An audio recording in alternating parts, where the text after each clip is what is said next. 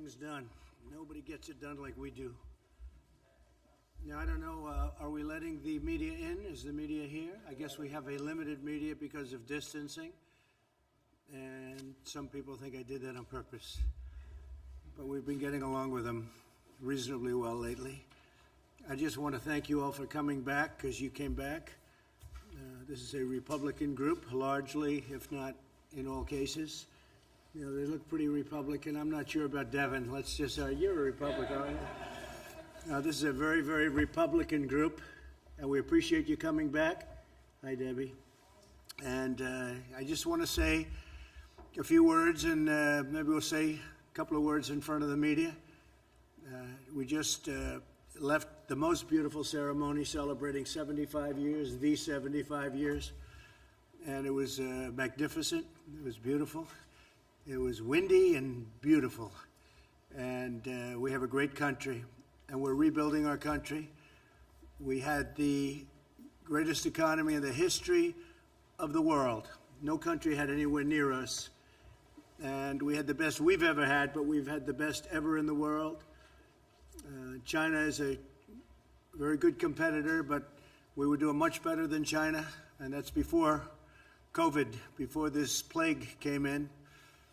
We were doing much, much better than anybody, best we've ever done, and we had to close it down. It was an artificial closing. We had to just close it down. Never happened. A thing like that never happened before. We did the right thing. It's horrible what's happened. It should have been stopped. It should have been stopped where it came from, which was China. It could have been stopped easily and quickly, and for some reason they were unable to do it. I think they tried, but it got away from them, I guess.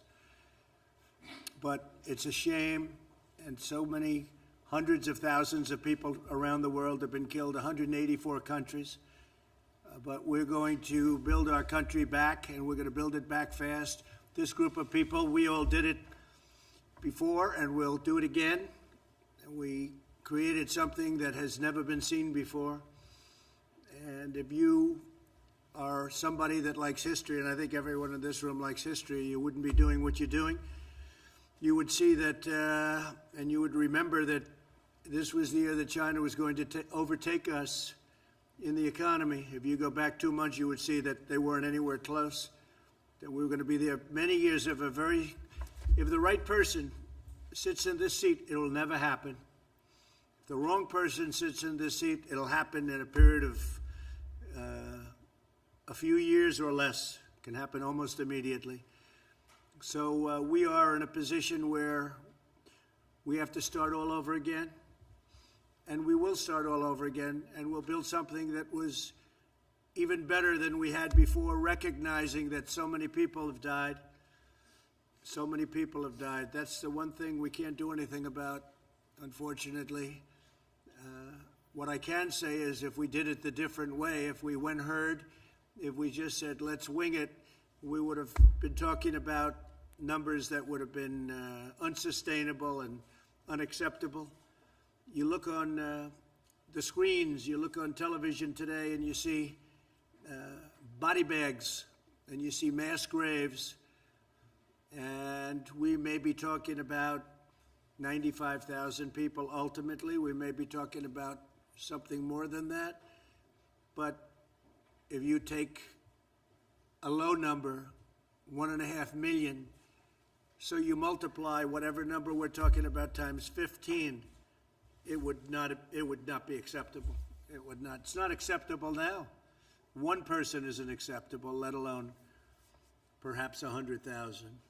So we're going to rebuild it. We're going to rebuild it back as fast as we can. I think we're going to have an incredible transition, but transition leads to fourth quarter. Third quarter, I call it transition. We'll start to see it. It's already happening. People want to come back. I think everybody in this room realizes we have to come back. Otherwise, you have a broken country. You'll never be able to do it again. You'll never be able to build this miracle. It's a miracle what we did, what all of us did, and what many people before us did. You'll never be able to build it again. The people want to come back. You see what's going on at state houses all over the country. They want to come back. I think some people don't want it really to come back. for political reasons, which is sick. But the people, the real people, the people that want this country to be great and great again, we can say, they want to get back. And we're going to have embers, we're going to have fires, we're going to have things to put out, and we'll put them out. We learned a lot, you know, things that we had no idea 2 months ago. We've learned a lot over the last couple of months, and we're going to do a job like nobody's seen before. And I spoke with Angela Merkel today. I spoke with Prime Minister Abe of Japan. I spoke with many of the leaders over the last 4 or 5 days. And so many of them, almost all of them, I would say all of them, not everybody want to admit it, but they all view us as the world leader, and they're following us. You look at what we've done with ventilators. We started, we had no ventilators. Nobody thought in terms of a ventilator. It's like, and I say it all the time, it's like building a car, and other countries don't have ventilators. And we became so successful at ventilators and building this very complex machine, very expensive machine, but very, very complex to have it right, to do it right. Highly computerized, very technologically significant. So we built, and we built, and we built. And they took other factories for totally other purposes, and now we have 9 factories that are throwing out ventilators at numbers that nobody can believe. It was really, there's not been anything like that since the Second World War, where we did the same thing with other types of product. And we're giving thousands and thousands away to other countries that are people dying because they don't have ventilators and they're not equipped to do what we did. So we're giving thousands and thousands of these ventilators away to many countries that have suffered greatly. Italy, France, Spain, so many countries. And Nigeria called. Tremendous problems in Nigeria. Tremendous problems all over. And so they're very happy. In addition to that, we're building stockpiles for ourselves. So if this disaster ever happens again, we have plenty. Some of the governors, we're working along great with almost all of the governors, but some of them, they needed ventilators. Now it's testing, and we have testing at a level that nobody's ever done before. Every leader tells us the same thing. In fact, they want to know, what are we doing? But you don't hear that from the media. You never hear that. But what's happened with testing is incredible. So as of this morning, we've done 8.5 million tests. And yesterday alone, in one day, we did 300,000 tests. And that's an incredible tribute. Now they have the test where it takes you 5 minutes. That was a test that didn't even exist. Everything had to go to a lab. It would be sent to the lab, so it takes a day, and then it takes another day. But it takes you 3, 4, 5 days if they do a good job. Now you do a test, boom, and you have it in 5 minutes, and nobody ever thought a thing like that was even possible. That's the Abbott laboratories, but now we have other competitive tests even with that. So what we've done has been incredible. We're going to continue to do it. We're going into transition, and I call it transition to greatness. It's going to be transition to greatness, because we're going to do something very fast, and we're going to have a phenomenal year next year. Third quarter transition, fourth quarter is going to be good. There's tremendous pent-up demand, and next year we're going to have a phenomenal year. And with that, I think maybe I'd like to go around the room, and you could introduce yourself and say a few words, and then after that, the media will leave, and we'll have some discussions among ourselves, okay? Please, why don't we start? I think I know this gentleman, huh? And by the way, Kevin has done some job. He should have had the job a long time before he had it. But that's okay. We have a great man, and he's going to be, hopefully, a great Speaker of the House. We got to get him there. If we get him there, and when I say hopefully we're going to win, because I have no doubt he'll be a great Speaker of the House. We don't have to hope about anything. He's done a fantastic job. Kevin? Well, Mr. President, I do want to say one thing. As you and the First Lady were out there honoring what transpired 75 years ago, that we had to end the tyranny of what Hitler was doing throughout Europe. We now battle something that is like a war. That this is a virus that came from a distant land that we did not invite. But just as we had to transform our country then and unite, that leadership you're providing is doing just that. As you talk about ventilators, gearing up, testing, more than 1.7 million in 1 week. The ingenuity of this country will solve this problem. And we will not just solve and get a vaccine for us, but for the rest of the world. I do want to thank you coming from California. I know I'm having blue state, I know I have a governor, but the way you've worked together, watching you send those Navy ships to New York and to California, build those hospitals in a time of need, I do want to thank you on behalf of everyone in California. Thank you very much. Great state. Thank you very much. Elise? I think they'll turn it on. Thank you, Mr. President, for all of the support for New York State. This has been a true partnership, and the administration has stepped up, whether it's ventilators or building the Javits Center, which was tremendously important. My district in upstate New York, people are eager to get back to work safely. Our tourist businesses, our hotels have been devastated. So as we talk about this transition, making sure that we allow our small businesses to get back to work safely is so incredibly important. Also, our farmers. Thank you to Secretary Perdue for stepping up. We have dairy farmers in our district who are going through a crisis, but we know that you support the farmers, and we're appreciative of all of your work for New York. And I know you've worked effectively with Democrats and Republicans in New York State, so thank you. Thank you very much. And so for the farmers, you know, we gave $12 billion 2 years ago from China through tariffs because they were targeting our farmers. And then we gave $16 billion, and this year we're giving $19 billion to the farmers. And that's more money than they've ever even thought about. And it's keeping them in a position where, really a position of strength, but they deserve it, what they've gone through for 18, 19 years. This isn't a new phenomenon. This is for years they've been ripped off. So we're taking care of our farmers. Thank you very much, Elise. Thank you. Dan, please.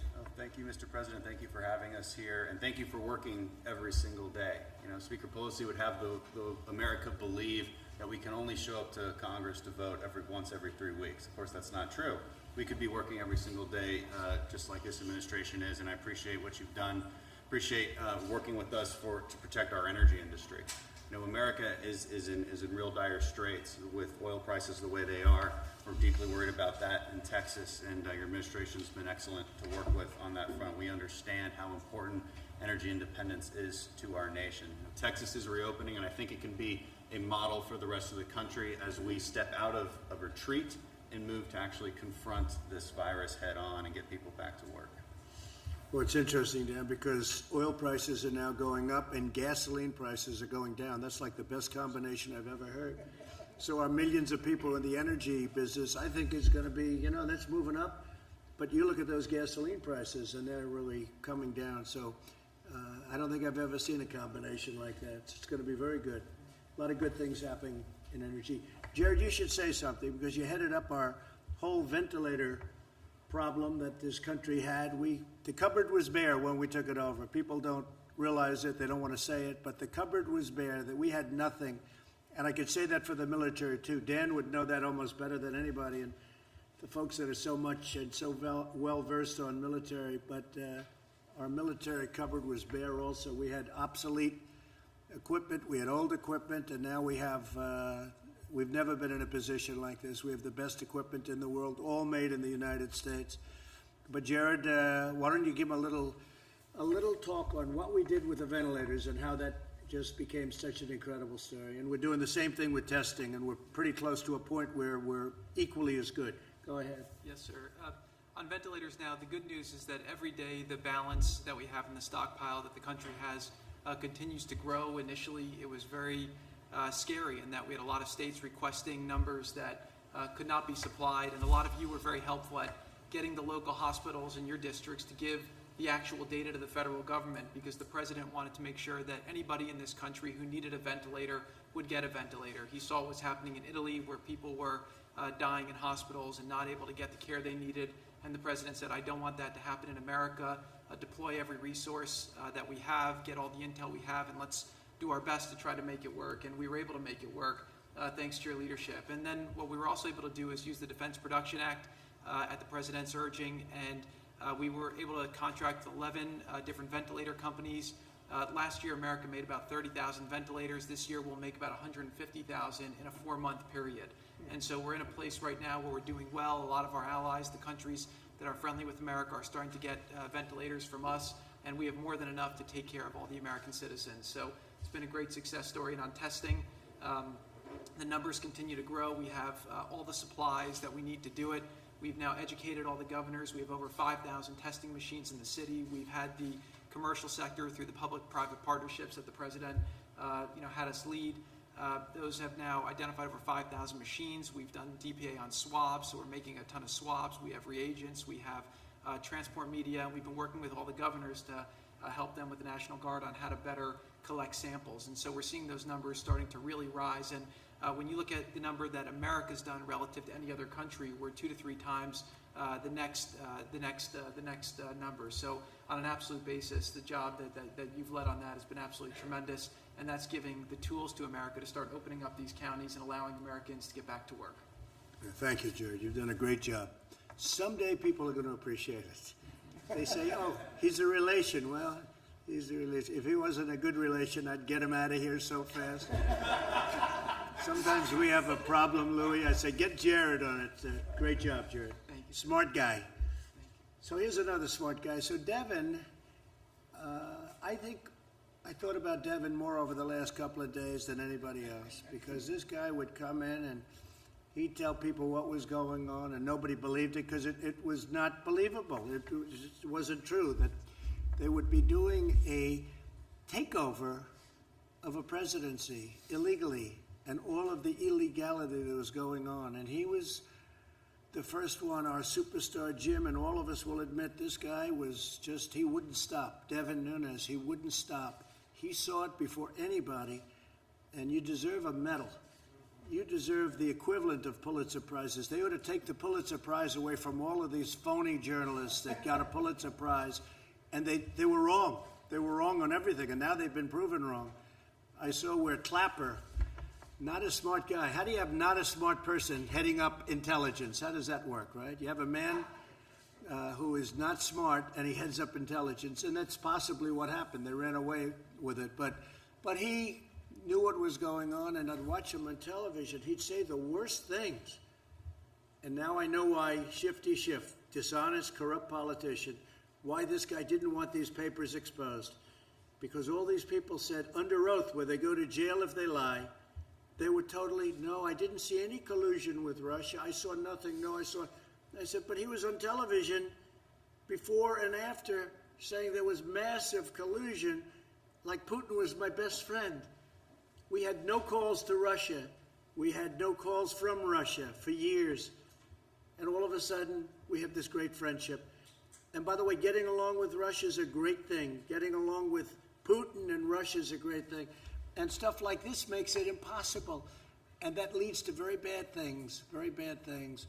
But I have to say that Devin was incredible. He understood it. He understood that it was a hoax before anybody else knew what was happening. And then I have to say the people in this room took over and did a hell of a job with you, right? They had guts. They had guts like nobody's ever seen before. I want to thank you on behalf of our country, and I'd like to have you say a few words. Well, thank you, Mr. President. And it's unfortunate what you had to live through for the last 4 years. Yeah. From your campaign to your presidency, and I appreciate your kind words, and for all the folks in here who have worked so hard getting to the bottom of the Russia hoax situation. Let me just talk a little bit about the situation our country's in now. I know you're well aware. We've had 6-7 weeks here of keeping people inside their homes. We've learned a lot about this virus. There's still a lot more we need to learn. We need to learn what our friends over in Asia were doing at the time that this virus was taking off, and the issues with the World Health Organization. And I believe with your new pick, with John Ratcliffe, member of the House Intelligence Committee, member from Texas, he's going to do a great job getting to the bottom of this, and I think leading the intelligence agencies through what have been some pretty dark times over the last few years. And I think we should say Rick Grinnell has done a great job, too. In fact, John Ratcliffe called up 2 days ago. He said, I'm really looking forward to this, but I don't know if I can top the guy we have in there right now. And he was he's going to do a phenomenal job, but Rick Grinnell has been incredible. Before that, we had an empty seat. But Rick Grinnell, what he's done, even Louis would admit that. And I saw Rick yesterday walking in with thousands of pages of paper into the Justice Department. We didn't see that before, did we, Louis? Huh?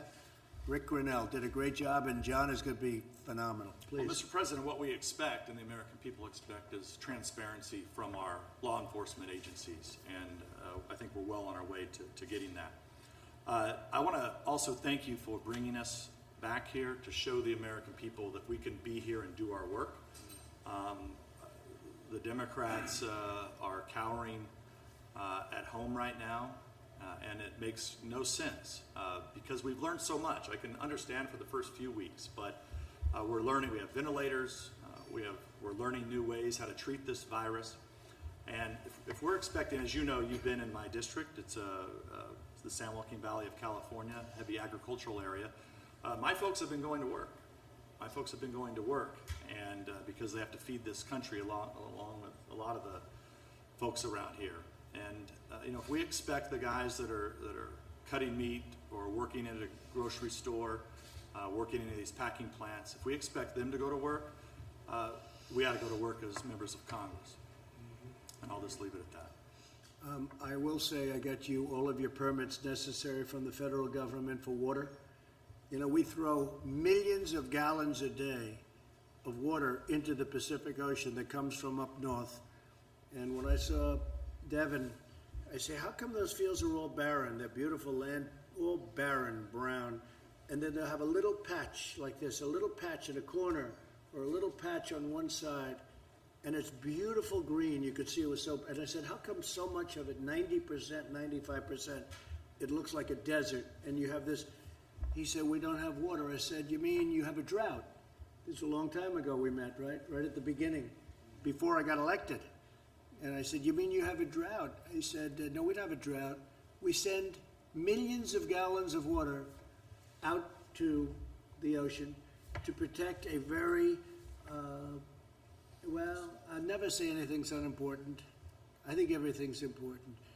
To protect, go ahead, what's the name?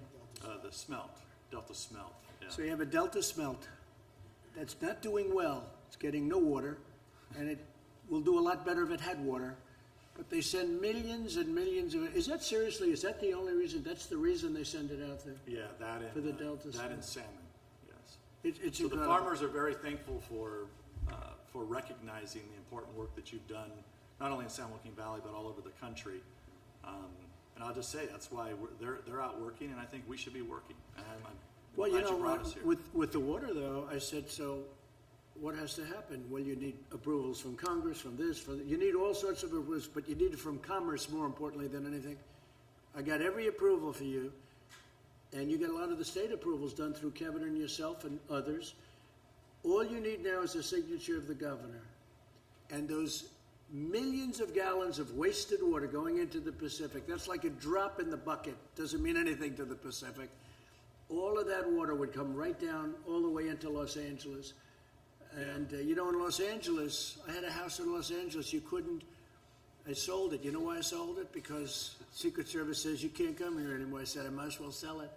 But I had a house, and you couldn't have water. You couldn't water your grass. They said, oh, you're not allowed to water your grass.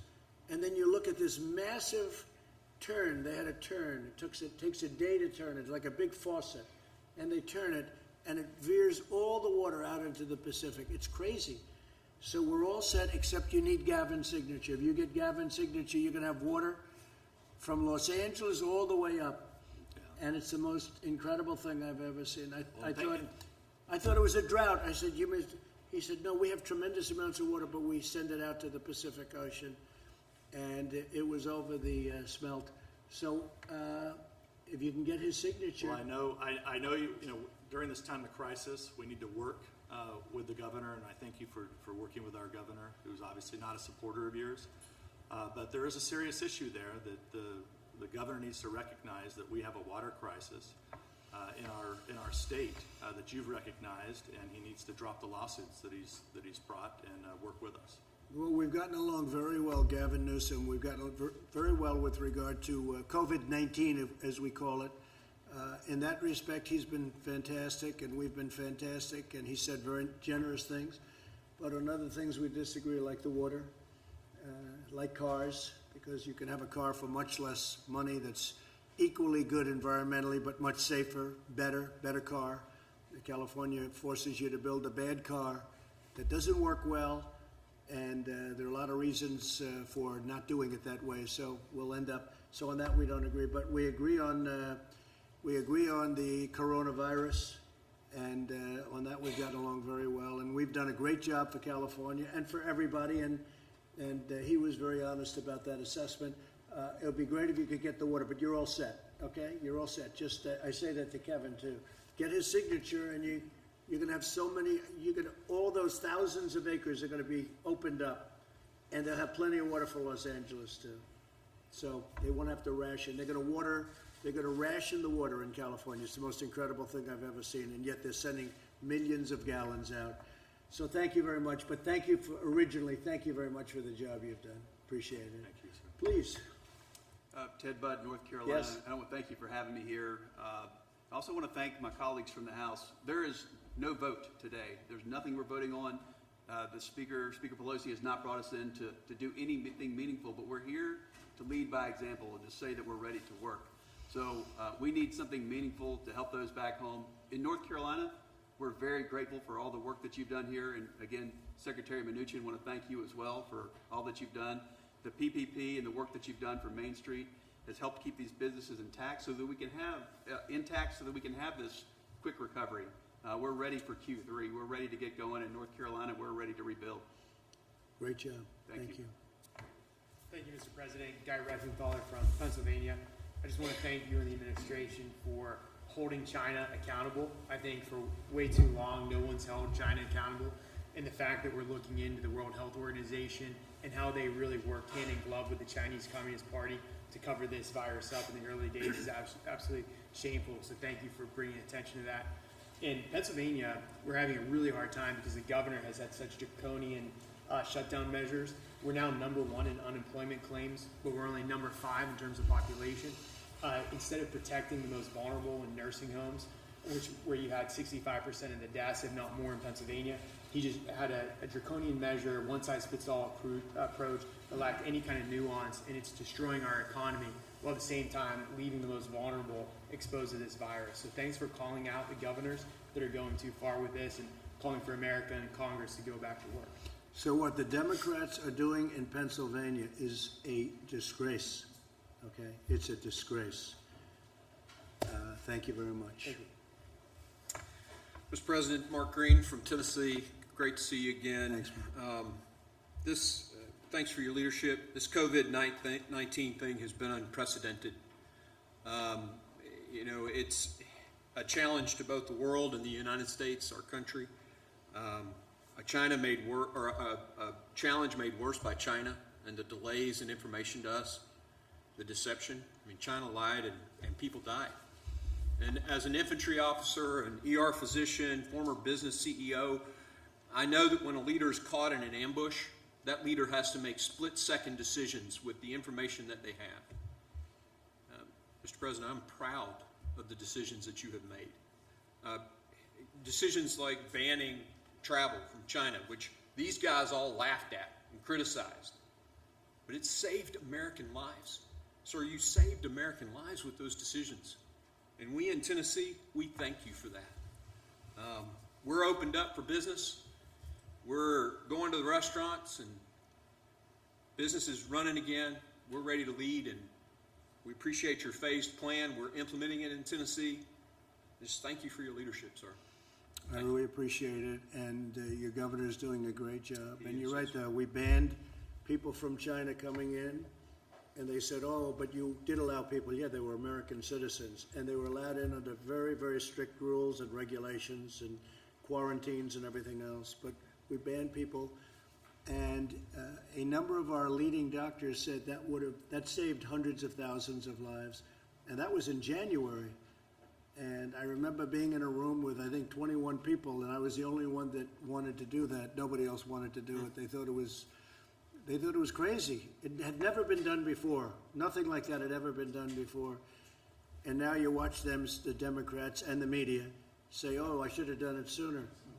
Nobody even thought about it. And a month later, you'd see Nancy Pelosi and other people talking about this disease is just nothing, it's going to spread over.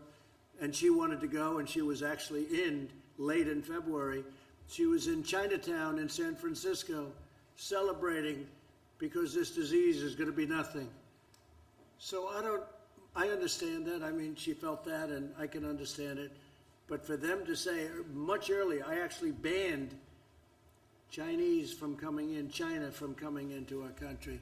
It's just such a political disgrace that they're able to get away. It's just like Shifty Schiff making the statement today to try and save face when we have him cold on the papers, on the documents, and in about 19 different ways. It's so bad and so sad for our country. Thank you very much, Mark. Mr. President, you put that ban in place before they even named the virus. Yeah. You saved Americans' lives. Thank you. Thank you very much. I appreciate it. Thank you, Mr. President. Kelly Armstrong from North Dakota. We're an ag and energy state, so we've been uniquely hit on a lot of this stuff, but I'd like to say thank you for standing so tough with Saudi Arabia. That was a huge deal for our oil producers. Obviously, you've been great for agriculture, but thank you especially for your statement yesterday in support of cattle ranchers. Sometimes they get lost in the mix, and they've been getting hit pretty hard right now, so we really appreciate that. And then just, you get this economy up and going, and we'll do what we do best, and that's feed and fuel the world. And that demand is coming back, and you're up to $25, $26 a barrel, and a little bit more, and you're going to save your energy industry, really, because we're number one. And Russia and Saudi Arabia, I got them together, and they came to a good conclusion for us and for them and for everybody. And once the demand goes up, it's going to be great for the energy industry. So thank you very much. Thank you, sir. Louis? Thank you, Mr. President, and echoing the thanks.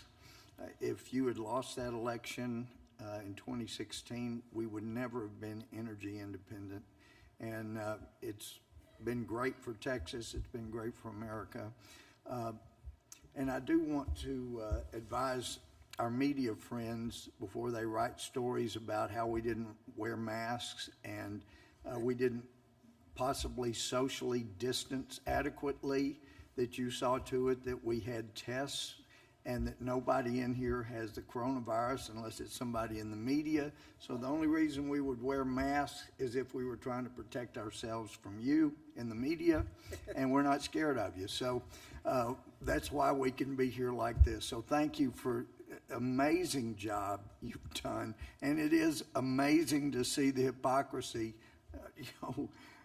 You do a travel ban, like Mark said, it saved lives, and they called you racist.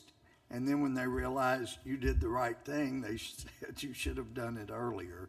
And perhaps they could have noticed the need if they had not been pursuing, the hoax that was the impeachment. And I know the Speaker has appointed this new committee to investigate your handling of the coronavirus. And I've suggested they ought to name that committee the Committee of Oligarchs to Unelect the President, or coup for short. But that's exactly what it is. And the money, Steve and Larry, thank you for your work. There are a lot of people that are working for companies today that would not be in my district in East Texas, and they wouldn't be.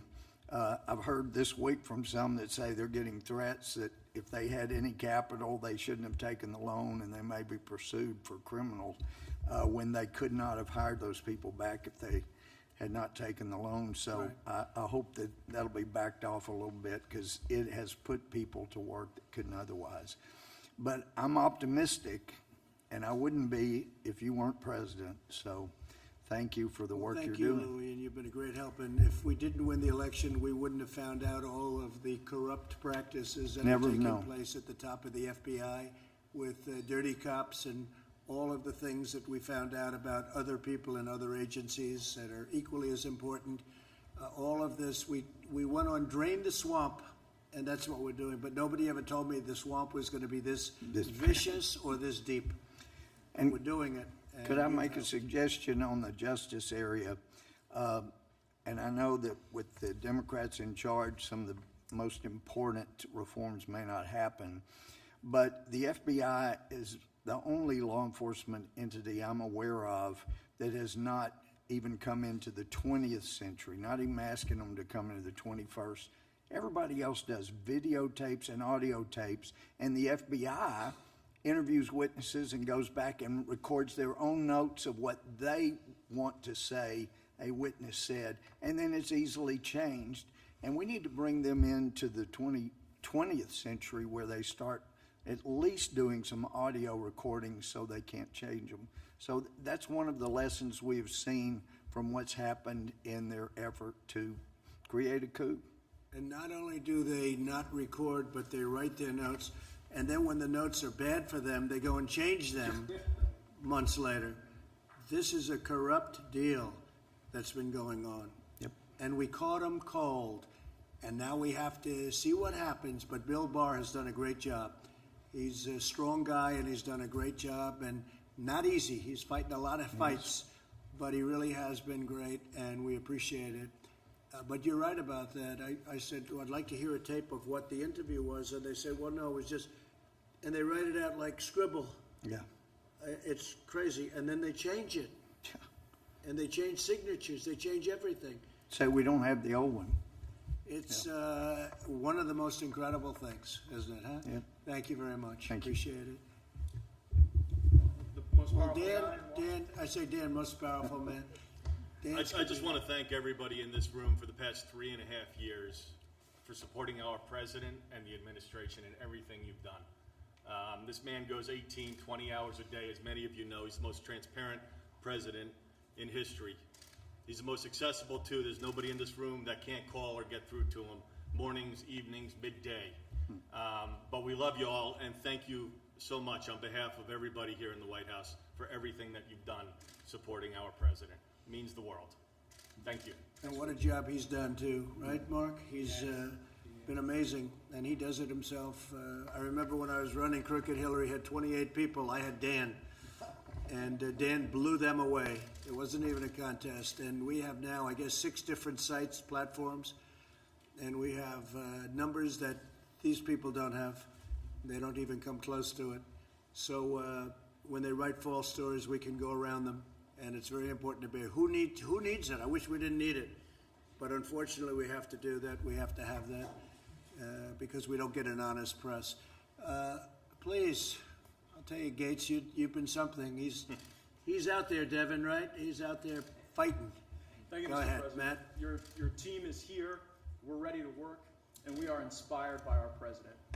I have observed your willingness to work with anyone. I saw the Democrat governor of New Jersey categorize the administration's response as extremely responsive. I've noted on our calls that our Democrat colleagues in the House, like Tom Suozzi and Jimmy Panetta, have made contributions reflected in the great work that Jared has done on testing and that Secretary Mnuchin has done and that the chief has done as well.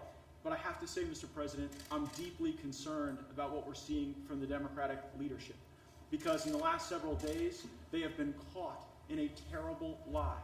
Not only was there no collusion, we now know that the leaders of the Democratic Party knew that there was no collusion at the beginning and willingly lied to the American people anyway. Now we see that they're reverting to their old playbook. As we want to work together to provide provision to our people and take good ideas no matter where they come from, Nancy Pelosi and Chuck Schumer just want to set up new committees to investigate rather than working together. I know that even before being president, you talked about the importance of the president being a great cheerleader for our country and for our economy. I note, and I know in the jobs report today, we can see that even the people who have been furloughed or who are on unemployment now, they're optimistic that this is the team that will bring America back. What advice would you give us to try to have our Democrat leadership behave more like the governors you've worked with and some of the rank and file colleagues who've made helpful suggestions rather than just reverting to their hatred and their lies to cover their tracks for their last set of lies? I think they've been doing it so long and gotten away with it for so long prior to us, and they had that 8 years, the Obama 8 years, that have been absolutely terrible. If you look at the Justice Department and what's taken place, you look at the FBI and what's taken place, and frankly, prior to that, a lot of bad things went on. All we can do is keep winning, and if we keep winning, eventually they're going to come around one way or the other. May not be in that form, may not be them, because I'm not sure that you can do that with them. Tremendous dishonesty from Schiff and from others. And they know it's going on. They know these are not stupid people. They know it was a hoax. They know better than anybody in this room it was a hoax. They set it up. They're not aggrieved. I watched Shifty Schiff, 9 inches around the neck. And I watched this guy, uses the world's smallest collar, right? But I watched him, I guess this morning, talking about, he acts so aggrieved, so aggrieved. He knows it was, he got caught. And not only caught, if he weren't in the halls of Congress, he'd be in jail because he made up phony stories and phony speeches and phony, everything was phony. He's a sick man. He's really a sick man. He's a corrupt politician. So I wouldn't count on somebody like him. But I think overall we have some really good support. I've had great support from Democrat governors. I would say almost all. And in some cases, look, Andrew Cuomo the other day said that we have done a phenomenal job. That's a nice statement. Phenomenal. That's a good word. It's true. But we've had great support. And Gavin Newsom, the same thing. He said something, the equivalent of that. So we can work with them. But I think this group is perhaps beyond repair. They're sick. There's something wrong with them. Mark, please. Well, Mr. President, I know I speak for you, but I just want to thank all of you for setting the example and coming back to Washington, D.C. It's time that we send a message to the American people that we're open for business, we're ready to get back, and we're ready to support a president who has been willing to take the bold moves each and every day to make sure that America's first. So thank you for allowing me to serve, and thank all of you. Well, I have to, before I introduce Jim, I have to say, so we had all of the great NCAA teams here just prior to COVID. Otherwise, they wouldn't have been able to come. But we had all of the teams, and one of the teams was the top wrestlers in the country, all the champions, NCAA wrestlers. And I saw him, and I immediately knew it was a wrestling. I could see there was a little action going on with those ears, and the muscles were coming out of the shirts, and I could see by the jawline. And I walked up with Jim Jordan, and they didn't give a damn about the president. They said, that's Jim Jordan. You don't know what a great wrestler, NCAA champion and a great wrestler. And they saw him, those wrestlers saw this guy, and they said, sorry, President, I got to say hello to him first, right? So Jim Jordan, and he's a champ. He's a winner. He knows how to win.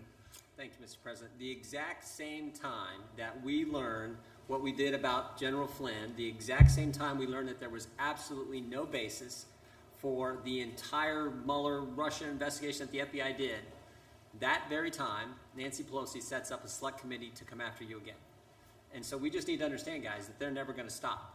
But in spite of that relentless attack we've seen from them, Mr. President, we appreciate your leadership. We appreciate your entire team's leadership, getting things done for the American people. And I think, as Dan said, I appreciate your work ethic. I know how hard you work for the American people. I mean, I know how hard Meadows works. He used to return my calls all the time. Now I know he's working 15 hours, 18 hours a day, and you're working even more. So thank you for doing all. The people in the 4th District of Ohio appreciate it. The people around the country appreciate it. And we just need to keep it up, and we'll have the great American comeback happening real soon. Great. And you're right, Jim. I looked at this. I didn't even know anything about it. I see she's setting up an oversight committee, and I'm getting called by other countries saying what a great job we're doing. Could we have some help, sir, with testing? Your tests are better than our tests. They're the best tests in the world. We have the best tests in the world. We're the most tests in the world. Could we get ventilators? Is there any way our people are dying? Could we get ventilators? Everything. And they set up an oversight committee about the job we're doing. When she, a month later, was in Chinatown dancing, as I said, it's a disgrace. But what's even more of a disgrace is take a look at the people in the committee. They're the greatest Trump haters in history. Maxine Waters, every one of them is people that were screaming impeach before I even announced running. Now I kid when I say that because they'll say that's not true, but pretty close, pretty close. You know, if I say that, they'll say that's not true. They don't understand sarcasm in the press. But I will say, you look at some of the people in that committee, everyone is a total kill, and it's a disgrace. It's a disgrace that they could do a thing like that. And here we go again. Here we go again. but we beat them, and we've been beating them for a long time, and they cannot accept it. They cannot accept it. That's why it's interesting. I could work with the governors, and we're doing it really well, and they're saying great things about me and the job we're all doing, but you can't work with these people. I think they're stone cold crazy. Anyway, thank you, Jim, very much. Kevin, how about a little recap as to how you think we're going to do in that next year coming up? Sure. Thank you very much, sir, and thank you. I'm humbled that you invited me back to pitch in this crisis, and honored to be here again with you. I think it's fitting that the members of Congress, thank you for coming back, that you would be meeting and working to make the economy better precisely today, which was about the worst jobs report ever. And that was something that we've been telling people was going to happen because you took the step to save lives, to slow the economy down. But there was a silver lining in the report today, ladies and gentlemen, that was really interesting to us, and the President and I talked about last night in the Oval, that almost everybody who accounted for the increase in unemployment in the report today said they expect to go back to work within 6 months. And now if that happens, then what will have happened is something historic, that we would have experienced the biggest shock in the history of the world, just about, short of perhaps World War, and recovered quickly. And I think that if we did that, sir, it's going to be because the economy was so strong in January that people have been able to withstand this, and because the policies that you all worked together to adopt built the bridge to the other shore. Thank you, sir. And at the same time, we would have saved millions of lives, because ultimately, that's what we did this for. But I heard that statement from you and some others yesterday that almost everybody expects to be back to work shortly. That's very unusual. Usually when you have something like this, they never expect to get a job again. So that's a great thing. Thank you. Good point. Thank you very much, Kevin. Mr. President. Thank you, Lee. House Republicans are here in Washington, D.C. to work. We want to deliver for the American people, and we're honored to be here today, and hopefully the Speaker calls us back into session at the beginning of next week. We'll see. We should have been here this week. The Senate was here in Washington, D.C., but... What is she doing, and where is she? What's going on? You know, I actually think that she's just trying to consolidate more power in her own gavel. She likes the feeling of that gavel in her hand. She knows that the grip is being loosened, and come January of 2021, she's going to have to hand it over to Kevin McCarthy. And in the meantime, she is trying to consolidate as much power as she can. And when she brings her House Democrats to Washington, and there's a process where we're able to participate in crafting legislation, she won't be able to dictate as much of her obstructionist radical agenda that appeases an enraged liberal base that put that gavel in her hands in the first place. Many of us here in this room were with you on the beaches of Normandy, and we're honored to be back here today to be with you on VE Day. And not just as a member of Congress, but also as an Army veteran, I want to thank you for all of your support for our military. And in so many ways, our military was weakened before you got into office. And we saw troop strength reaching levels that were pre-World War II levels. It wasn't just in troop strength, but it also was with our equipment. And whether it's support of the military, preparing our troops to win, understanding that you don't send our troops into battle unless they're sent to win. You send them to win or you don't send them at all, and you know that. And you've been following these principles of understanding our enemies don't respect weakness, they only respect strength. And as someone who's still in the Army Reserves, and knowing right now that we have men and women abroad, they can feel when they go to sleep at night, and their parents can feel good when they go to sleep at night, knowing that you have their back. And our greatest generation that fought for our freedoms and liberties 75 years ago, they fought for that flag and our Constitution and made this conversation today possible. I saw them when they were with you in Normandy. Those veterans calling out to you from that backdrop like they were 18 or 19 years old again. They just wanted a moment to share with their president, just to get a thumbs up back. They were little kids, even though they saved the world. And I want to thank you not just for setting up our military for success, but taking care of our veterans. Because when they come home, they should be treated with the love, dignity, respect they deserve on behalf of a very grateful nation. as a New Yorker, I want to say thank you for what was a phenomenal effort to deliver for us during this coronavirus outbreak. Between Suffolk and Nassau County, we had well over, as of right now, over 70,000 positive cases of coronavirus. Between the Comfort, the Javits Center, field hospitals, Army medics, when New York State asked you for public testing, immediately approved. They asked for private lab testing, immediately approved. They asked for semi-automated testing, immediately approved. I remember getting on the phone with Mark Meadows. We needed ventilators. The 4,000 ventilators show up within 48 hours. I remember getting on the phone late, it was 10, 11 o'clock at night on a Saturday with Jared. And we're talking about how the stockpile in Suffolk County was out of regular-sized N95 masks. The next day, you're here in the White House talking about how you're sending hundreds of thousands of N95 masks, and they arrive within the next 48 hours. And 250,000 surgical masks show up instantly.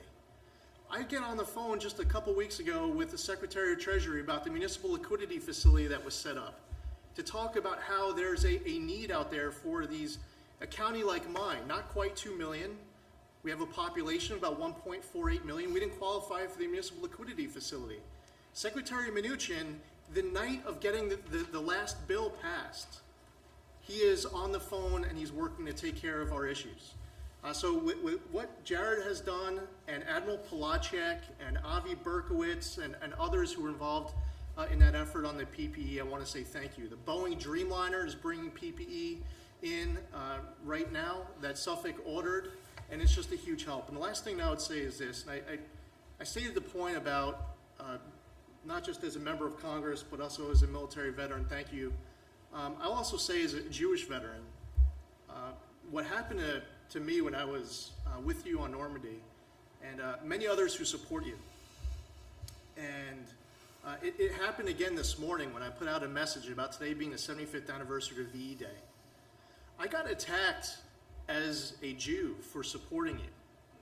And the things that they were saying about you was so highly offensive to me. And there's never been a president ever who's had the back of Jews in this country and around the world like you have.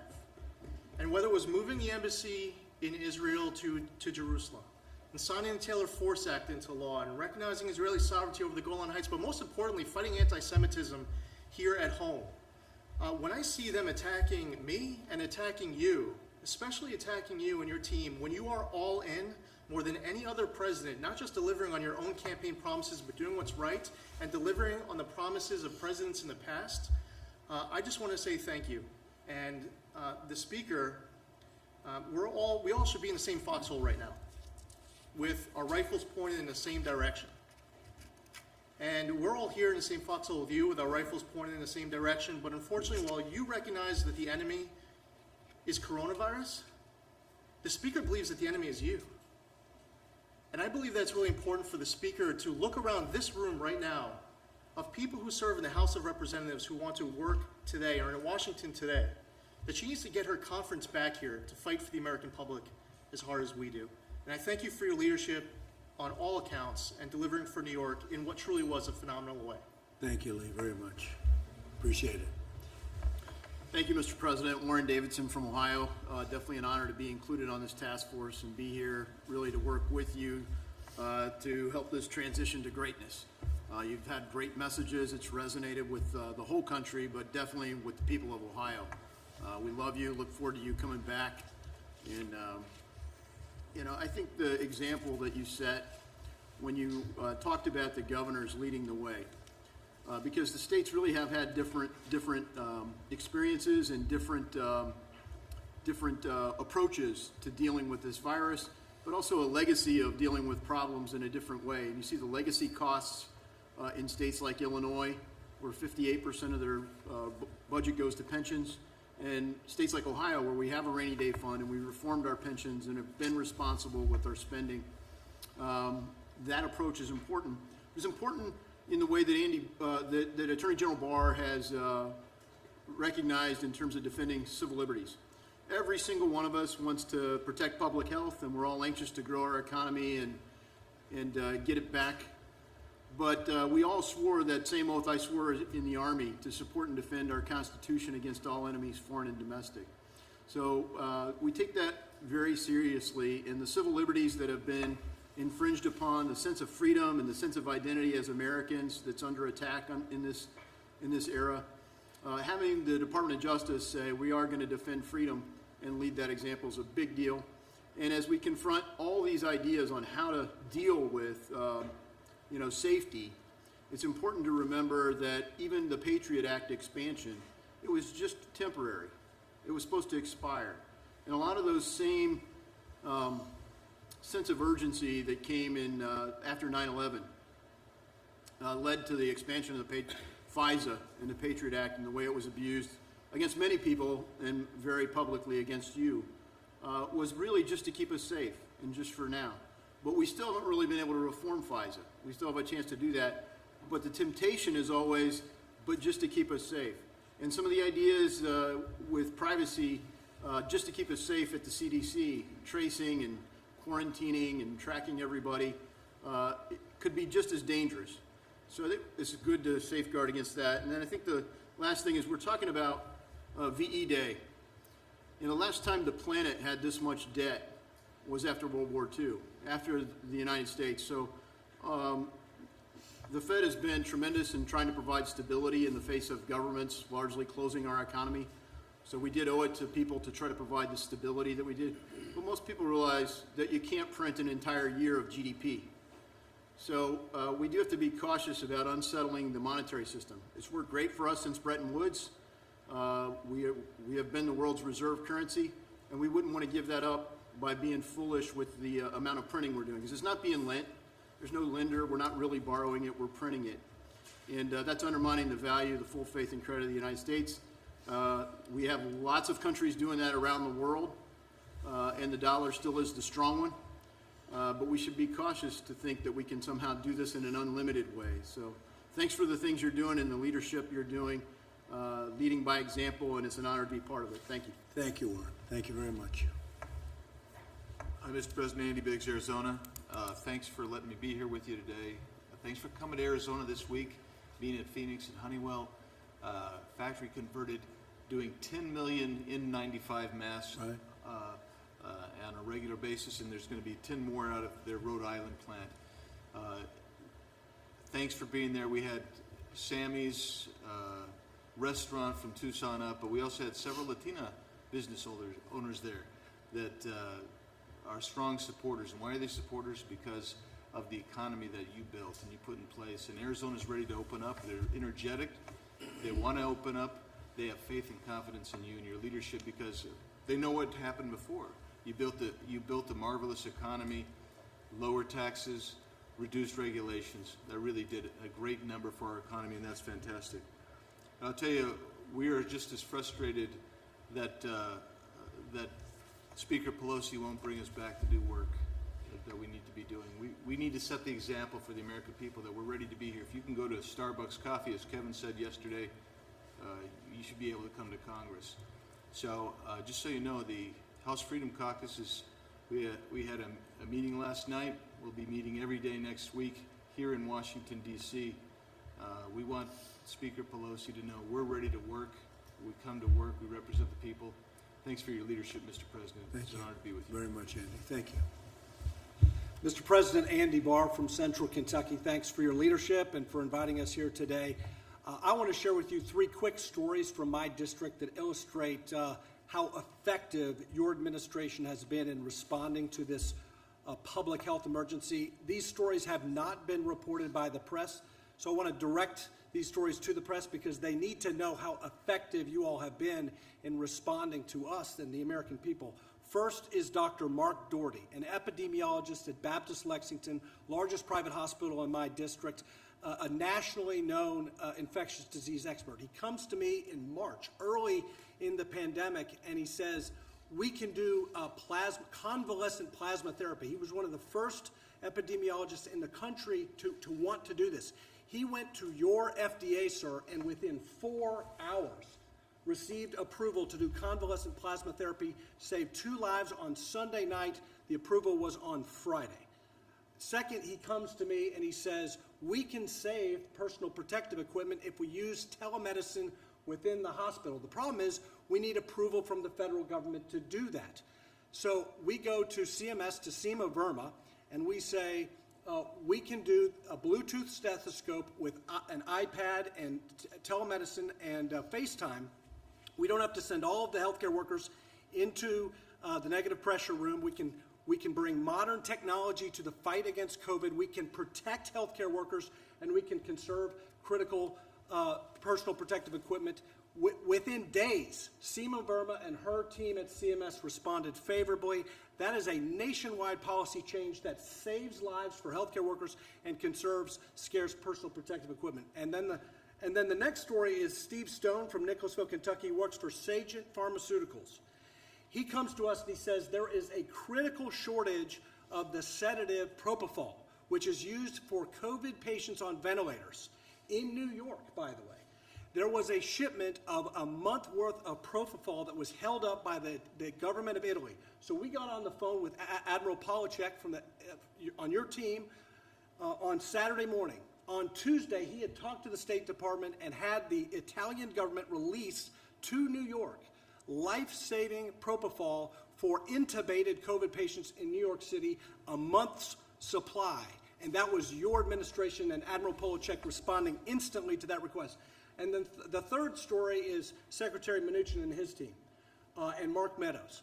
We had a small business owner who was not approved in the first round of PPP because he bought the business after February 15th. But this is a 35-year-old business, a dozen employees, $60,000 a year jobs, a small business publication. We went to Mark Meadows, Secretary Mnuchin, his team, and within days, they changed the guidelines, frequently asked questions, new guidelines. We saved 12 jobs in Lexington, Kentucky because of your decisive action.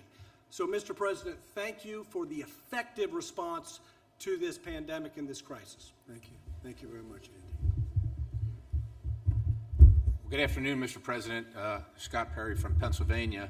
I want to first thank you for acknowledging those NCAA championship wrestlers from Penn State. Jim Jordan, of course, as you know, is a big fan of those Penn State wrestlers.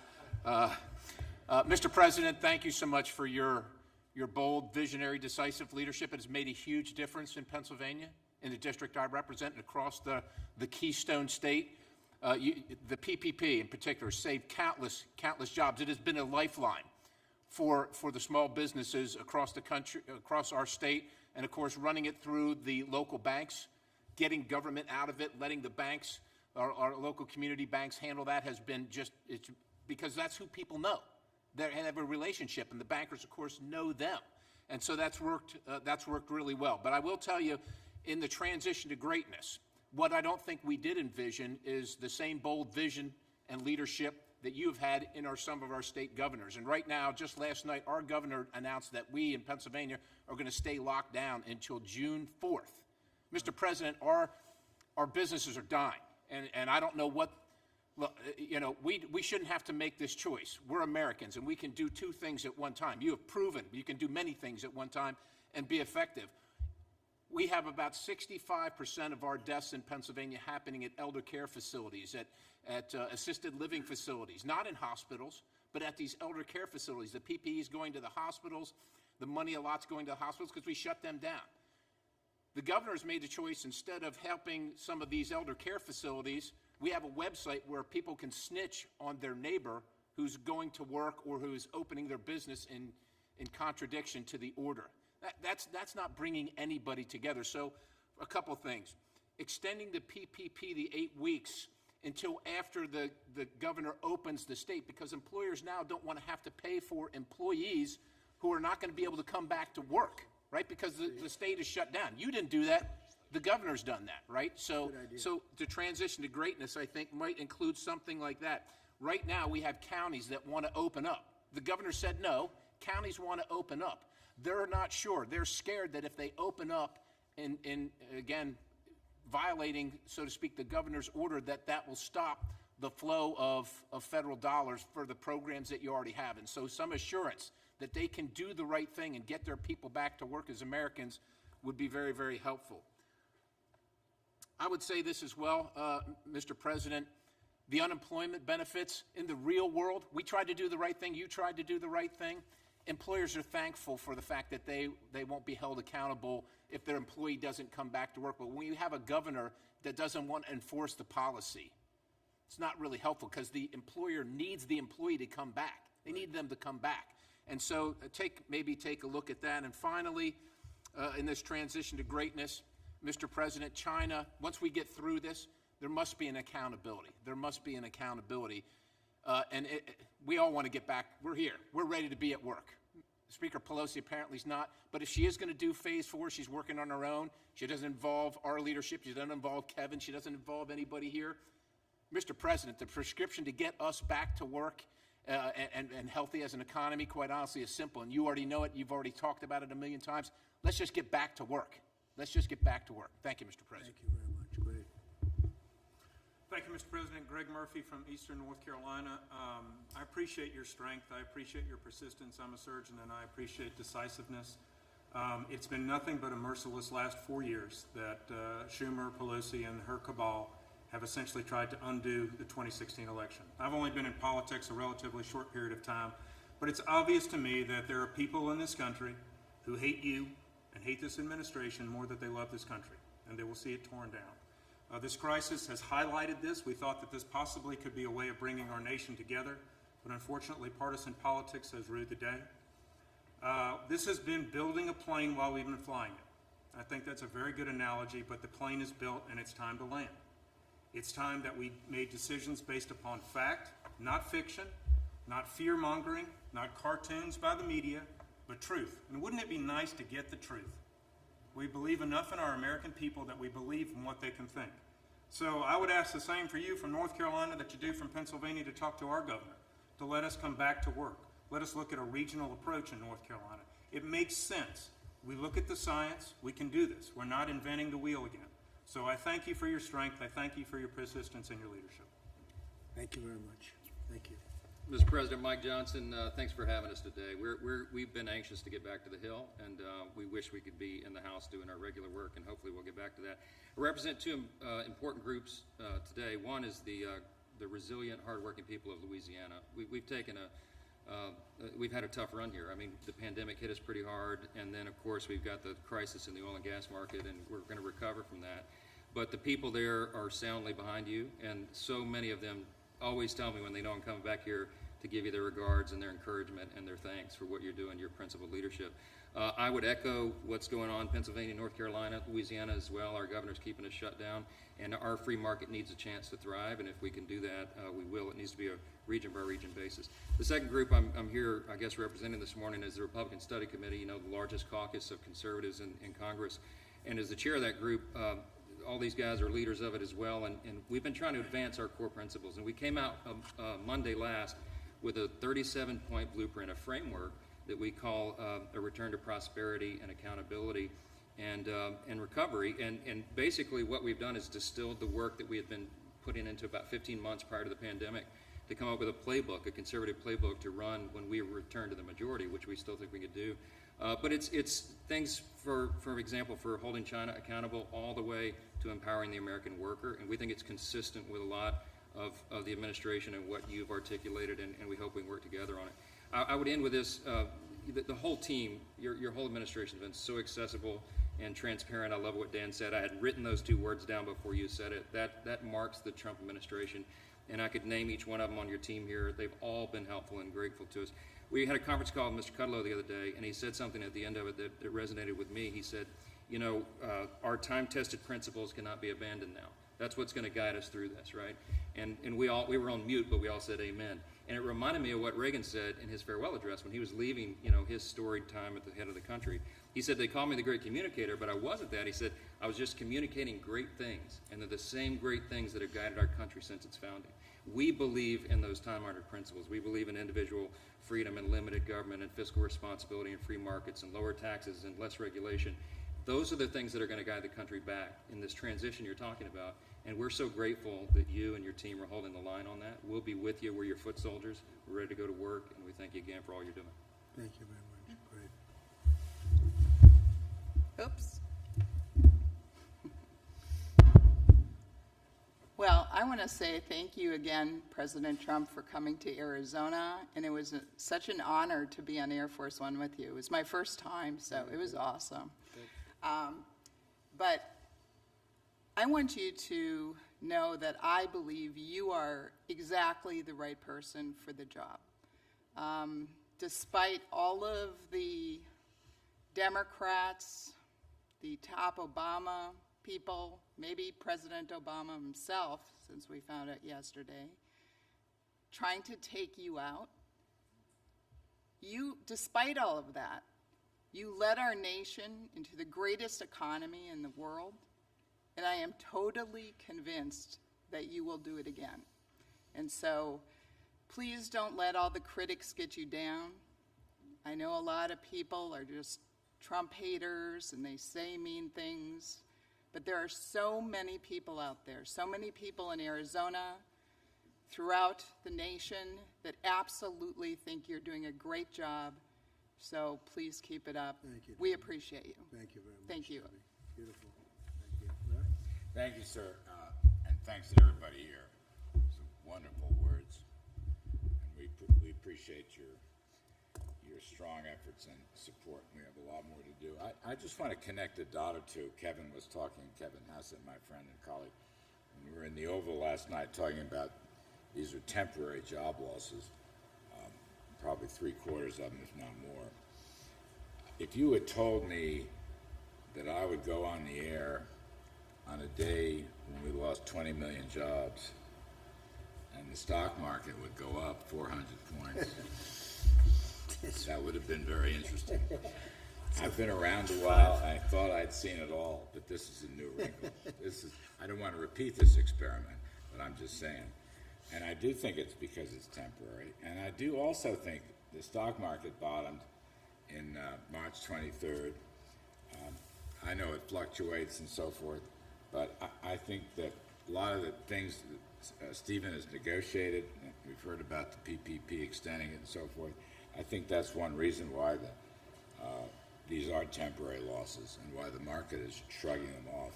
And I do want to reiterate, it is very possible that we will get a lot of these jobs back fast. It's very possible, as private surveys and even the CBO, we will have a 20% increase in growth in the second half of this year, as you say, sir, as a transition. And then finally, I want to say that, and I appreciate your comments very much, sir, if we stay to the principles that worked the first 3 years, I mean, through January and February of this year, the economy was growing at 3.1% at an annual rate before the virus hit. Low taxes, rollback of regulations, energy independence, good, fair, reciprocal trade deals, the building blocks of a blue-collar boom, of a middle-class wage boom, middle-class wages and less, and a small business boom, which is the heart of the Republican Party. There's no reason. You did it once, and if we stay with those principles, do it again, and next year, 2021, can be absolutely a spectacular year. So I really believe that, and I will just say it is my honor to be part of this, sir. Thank you. Thank you very much, Larry. Thank you, Mr. President. I want to thank everybody around the table. I've had the opportunity to speak to almost all of you and all of your ideas. As others have said, it's the President's economic policies that led us to great success. I have the utmost confidence. We have the greatest scientists, the greatest medical people. There will be a vaccine. We will kill this virus. And the policies that you've put in place recently are protecting American workers and American business as we go through this difficult time. So thank you, Mr. President. Thank you, Steve. I appreciate it very much, and you've done a great job. So we're looking at the transition to greatness, and I think it's starting right now. It's really what it is. It's a great term. It just came out at this meeting. True. It came out by accident. It was a statement, and it came out, and you can't get a better one. We can go to Madison Avenue and get the greatest geniuses in the world to come up with a slogan, but that's the slogan we're going to use, transition to greatness, and it's starting right now. And I appreciate everybody we called. We said, can you be here? They hopped in a plane. Is that right, Mark? They hopped in a plane. Not one person turned you down.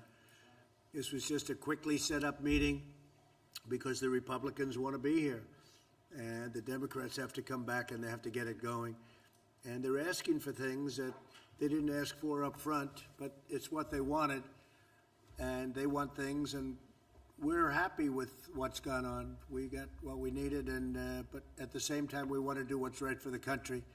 So we'll see what they're looking for, and we're in a position for first time in a little while. You would never put yourself in that position, but we wouldn't agree to what they wanted, and it got sort of delayed, and now they need things, and we can sit back and we're going to watch, and we'll do what's right for the country. But so it's the transition to greatness. That's where we are. That's where it's starting right now, and I appreciate everybody for being here, and we're going to have a little meeting after the media goes. Do you have any questions? Yeah, Mr. John? President, can you bring us up to speed about a member of the Vice President's staff who has now tested positive for coronavirus? This is now the second staffer in the West Wing. Yeah, well, I don't know much about it. Does anybody want to talk about it? She's a wonderful young woman. Katie, she tested very good for a long period of time, and then all of a sudden today she tested positive. She hasn't come into contact with me. She spent some time with the Vice President. It's, I believe, the press person, right? Say press person. So she tested positive out of the blue. This is why the whole concept of tests aren't necessarily great. The tests are perfect, but something can happen between a test where it's good and then something happens and all of a sudden she was tested very recently and tested negative. And then today, I guess, for some reason, she tested positive. So Mike knows about it, and Mike has done what he has to do. I think he is on an airplane going to some faraway place, but you'll be able to ask him later on. But they've taken all of the necessary precautions. I understand Mike has been tested, Vice President, and he tested negative. Mr. President, but if this can happen here at the White House, two people tested. It can happen anywhere. It can happen. So what? You why see should where the it American people happens. still confident going back to work then? No, because, well, then it would happen anyway, whether you did go back to work or whether you didn't go back to work. In fact, I saw a statistic come out of New York yesterday that was pretty strange, that most of the cases are coming from apartments and coming from homes. What was that all about? I think they said 66%. Did you see that? That was given by Governor Cuomo, that they're coming out of the home, right? Yeah. So it can happen anywhere. It's a very elusive enemy, a vicious enemy, an elusive enemy, and I think more importantly than anything with this one, it's probably the most contagious enemy that anybody has seen. Mr. President? Yeah, please. Given 2 positive tests in the last 2 days, what precautions are you taking here at the White House to prevent the virus from spreading further, and are you worried that it's kind of already in the White House and might Well, be... I'm not worried. No, I'm not worried. But, you know, look, I get things done. I don't worry about things. I do what I have to do. We've taken very strong precautions at the White House. But again, we're dealing with a invisible situation. Nobody knows. When I see that 66 in New York, 66%, where people stay home and that's where they're catching it at home, who would ever think a thing like that's possible? So all you can do is take precaution and do it the best you can. But Mike was tested today, and Mike was tested negative. So are you taking additional steps here at the White House in the light? Yeah, we're taking very official steps. Mark, do you want to discuss that?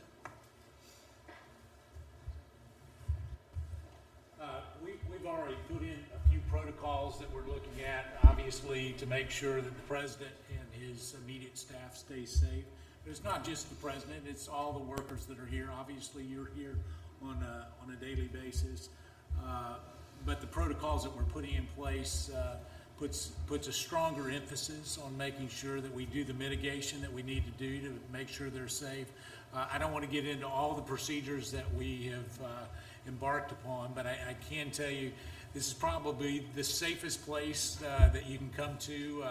All of you, as you know, have to be socially distanced from the president. His meetings that he has are done with a social distancing plan in place.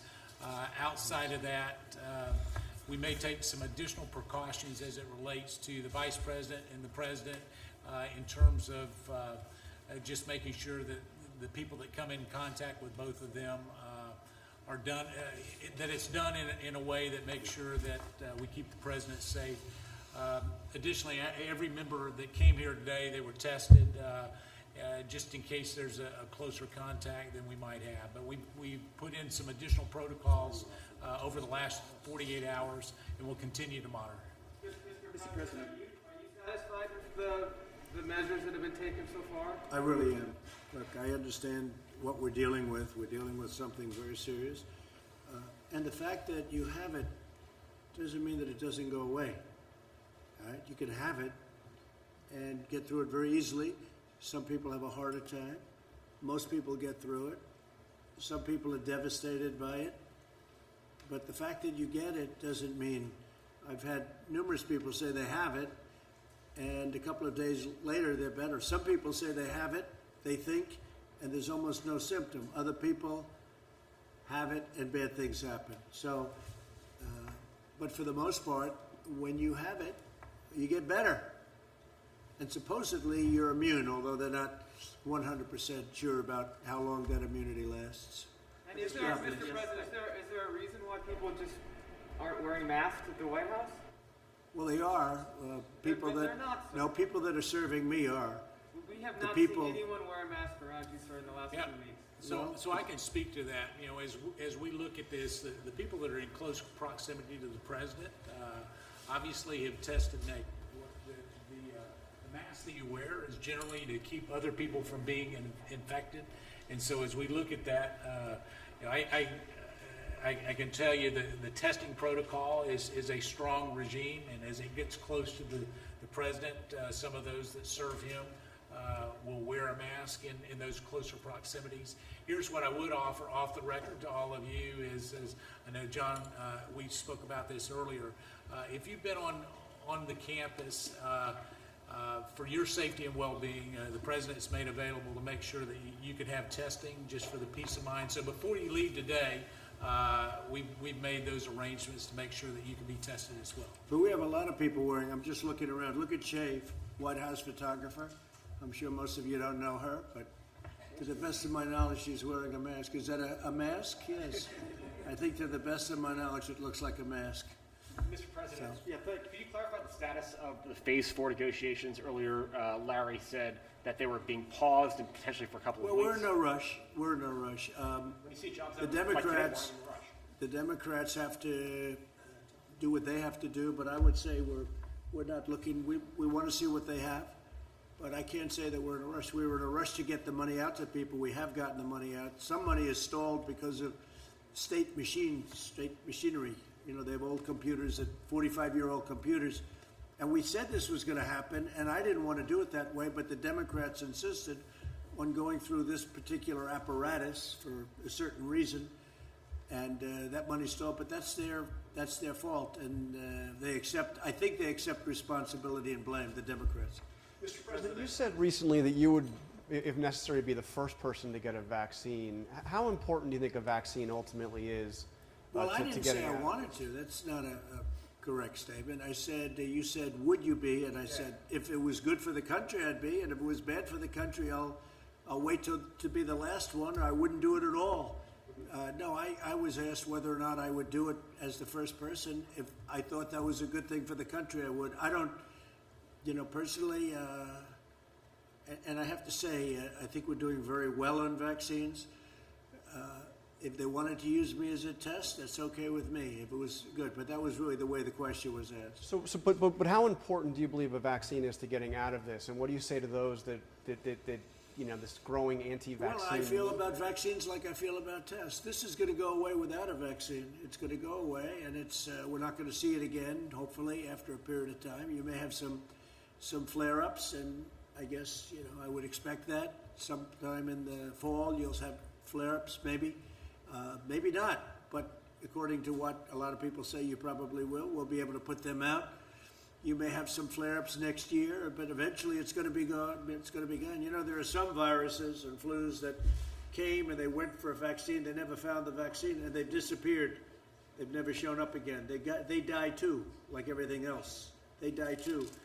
And so whether we do or not, I think great progress is being made by Johnson & Johnson, by Oxford and some others. NYU, I see, is very advanced. But if you don't get it, this is going to go away at some point. Mr. President, what evidence have you seen that this is going to go away without a vaccine? I just rely on what doctors say. They say it's going to go. That doesn't mean this year. It doesn't mean it's going to be gone, frankly, by the fall or after the fall. But eventually it's going to go away. The question is, will we need a vaccine? At some point, it will probably go away by itself. If we had a vaccine, that would be very helpful. Be very happy to have a vaccine. How often do you meet with Dr. Birx, Dr. Fauci, and the medical experts, or have you essentially just moved yourself on to the economic aspect? No, I listen to them. I have a lot of respect for them. Dr. Birx, Dr. Fauci, and we have some other people that are very good. No, I listen to them very, very intently. But how often do you meet with them? Well, talk up, you have a mask on your face. How often do you meet with the medical staff and the medical experts? A lot. A lot. Mr. President, for the unemployment, do you find the CDC protocols to be an impediment to opening up the country? Which protocols? The recommended guidelines that have been No, because I'm relying on the governors, and the governors are the ones that are doing that. And if I see something wrong, I'll clamp down on it very hard and very strongly. But I'm relying on 50 very talented governors. I don't think they are all talented, but many of them are very talented. Why are you not releasing those guidelines? They're released. They know what to do, and they know what they're doing. And we're going to see. But I'm relying on the governors to do their individual states, and they're relying on us very strongly for advice and also for help with respect to equipment, hospitals, beds, ventilators, but also medical supplies. So they're relying on us, and we're able to get them everything they need if they can't get them. Ideally, they can get it, but much of the things that we're getting and we've gotten for them, we're able to stockpile in their states. So we're sending it around. We're sending more than they need. So if this should happen again, they're going to be ready this time. And what happens, though, if the infections go spike once the government... You have to put out the fires. Then you're going to have to put out the fires, and the governor should be able to do that. Mr. President, you said the third quarter would be a transition and the fourth quarter would be good. Where do you expect to see the unemployment numbers at that time? Well, I think the unemployment numbers are going to go way up, and the statement that Kevin made is incredible. Everybody expects to have a job back very shortly. That's not a normal situation. You go into a bad economy, deep recession or worse, nobody expects to have a job ever again. Everybody expects, I saw that chart, almost everybody expects that they'll be working again. This was an artificial turning off of a tremendous economy. We did the right thing because we saved millions of lives, probably millions of lives. But this was just all of a sudden one day we had to turn it off. When we turn it back on, which we've just started doing, I think it's going to come back blazing. I think next year has a chance to be one of the best years economically we've ever had because there's tremendous pent-up demand. So if unemployment's at 14% now, perhaps going as high as 20%, where do you think that will be in the fourth? I think the number is going to be a great number. I'm not going to say exactly what. I can say over a period of time it's going to be where it was, maybe better. Can't get much better. We were at 3.5%, but it will be. I expect it to be where it was. The demand is going to be tremendous, and next year is going to be a tremendous year. Fourth quarter is going to be very good, maybe better than that. The transition is going to be very interesting, but you're going to see some very good numbers coming out of the third quarter. It's a transition. I call it the transition to greatness. We're going to have a great year next year. But You'll see. We can get dug out by the third or fourth quarter of this year economically? Well, the third quarter, we're moving in that direction. Right? I would say it's starting right about now. We're going to start moving in that direction. But the third quarter will be, I think it's going to be very good. It's going to be a very good indicator, but it's going to be very good. But it is a transition quarter. The fourth quarter is going to be good. It could be maybe more than good, Kevin. And next year is going to be, I think it's going to be a really powerful year. Economically. Mr. President, Larry said this morning that he expects the May unemployment numbers to also be, problematic, to be very high. What are you and your administration, these lawmakers, what are you Well, all the main doing? numbers, we haven't started coming out of it, and What are you all doing to provide relief to workers over the next? we're doing a lot. Look at all the money. We took $2 trillion and we're spending it all over because we want to have we're throwing money at it. And over the years they've learned that's much better than not doing it. Look at 1928. In 1928, they raised interest rates and they raised taxes. How did that work out? Not too good. Not too good. But if you look at 1928, 1929, the first thing they did was raise taxes, and then they raised interest rates, and they choked everybody to death, and it took 15 years to recover, more than that. So we do it, we're doing it the right way. We have a lot of great students of finance. I'm one of them, and we're throwing money at it. And I'll tell you what, I've watched some people and read some people that I would say would not have agreed with that, and I haven't seen anybody disagreeing with what we're doing. And in fact, they say what we're doing with the PPP, with all of the things that we're doing, is great. One thing we could do is a payroll tax cut. That seems to bother the Democrats. One thing with a payroll tax cut, though, it's over a little bit longer period of time. But a payroll tax cut is something that some people that are very smart, I'm one of those people that like it because I think it's really sustainable. I think it will sustain it. But that's one thing that a lot of people would like to see. Mr. President, you were with seven. Another thing they'd like to see is a capital gains tax cut, meaning no capital gains. Some Republicans are true hardline Republicans around the table. Not all of them. Some people might say, Louis might say, forget it. But some people would say that a capital gains stoppage, cutting capital gains, getting rid of capital gains tax, they've said that for many years, would be a great thing. The true conservative Republicans around this table, of which there are about seven solid, but I still like the other ones too. But they would say that's music to their ears, right? So we'll see. I would be in favor of that. Yeah. Mr. President, you were with 7 American heroes earlier today, these World War II veterans, all in their 90s. Did you consider wearing a mask when you were with them, given they're in that? No, because I was very far away. I appreciate the question. I was very far away from them, as you know. I would have loved to have gone up and hugged them because they're great. I had a conversation with everyone, but we were very far away. You saw.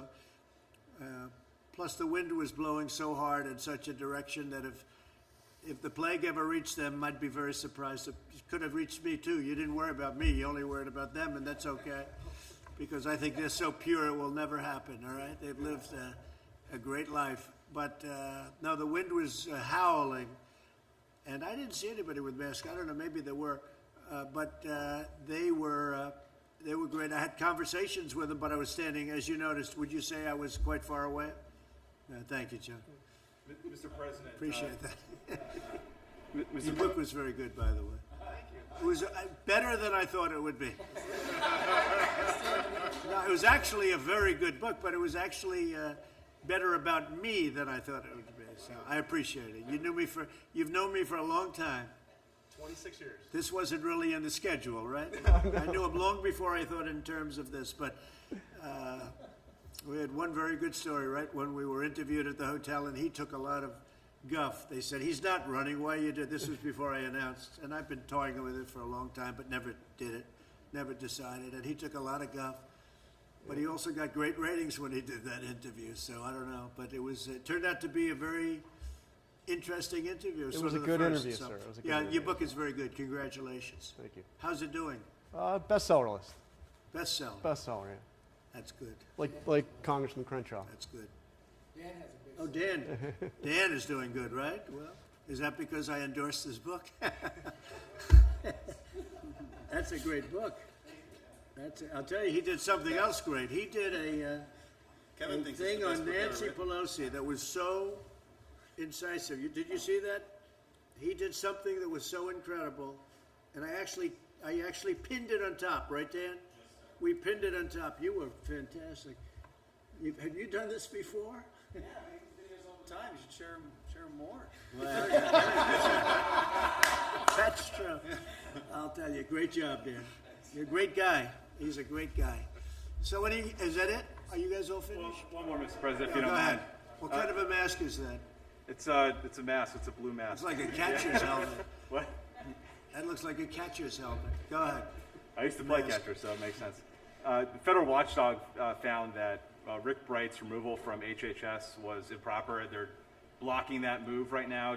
Have you seen that report, and do you have any response to it? I don't know. To me, he looks like a disgruntled employee. I don't know who he is. But to me, he's a disgruntled employee. And if people are that unhappy, they shouldn't work. If you're unhappy with a company, you shouldn't work there. Go out, get something else. But to me, he's a disgruntled guy, and I hadn't heard great things about him either. Mr. President, about Lieutenant General Michael Flynn, he pleaded guilty twice and admitted before God that he had lied. How does that comport with your present position? Well, I'll just go, and these guys can give you a better answer than I could, most of them in this room. But I'll tell you what, number one, they played the son game. We're going to go after your son. And number one. And number two, the FBI guys, as I know it, and I found out, Devin, they didn't think he lied at all. They said he didn't lie. They didn't know what they were talking about. And Mueller's group, Mueller's gang, that didn't find that I did much, did they, after wasting 3 years? But Mueller's gang of culprits, they said he lied. But the FBI, in this case, said he didn't lie. What's the story in that, Devin? Well, you have to remember that this is a 30-some-year veteran of our military who headed the Defense Intelligence Agency. It would be preposterous to think that he was a Russian agent, and everybody in the press knew this. They had early versions of the dossier. They knew the Democrats were pushing the dossier, and the fact that someone would even ask this question about General Flynn, who was clearly, he was exonerated on January 4th before you were even sworn in to office. We know that from the FBI agents who were reviewing the case. I'm not even sure it was properly predicated to review General Flynn in the first place. You know, there's a lot of people in this town, in the swamp, that all of these people in the media know that work on behalf of foreign agents and aren't registered. And General Flynn, who's a 30-year war veteran, the way that he's been treated, the way his family's been treated, the way that he's lost his livelihood, he lost his house, and I think the American people owe him a debt of gratitude, and this government owes him and his family an apology. When they didn't have anything on Flynn, they went out of the way, so the FBI found he didn't lie. Okay, thank you very much. Thank you very much. Have you reached out to Michael Flynn at all? Mr. President,